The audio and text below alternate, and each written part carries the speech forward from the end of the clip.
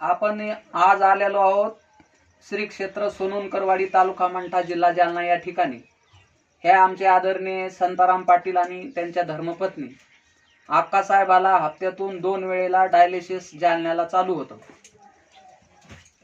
1 महिनाभरापूर्वी आपण एक अमृत ज्यूसची बॉटल त्यांना सजेस्ट करण्यासाठी दिली होती.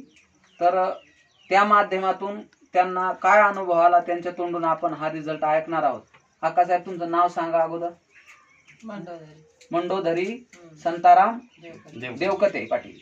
तर तुम्हाला या अमृत ज्यूसच्या माध्यमातून कशा पद्धतीनं फरक पडला, कसा छान रिझल्ट वाटला ते तुम्ही सांगा.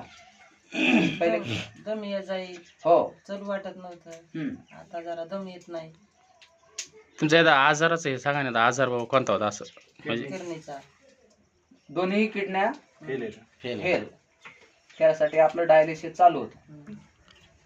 क्रिएटिन वगैरे किती होता अगोदर असं कळू दे. तुम्ही बोला. 12.8 होतं अगोदरचं, बाटलीच्या अगोदरचं. हो. नंतरचं आता बाटली झाल्याच्या नंतर 7.5 झाले आणि रक्त 5 पॉईंट होतं, 7.5 झालं.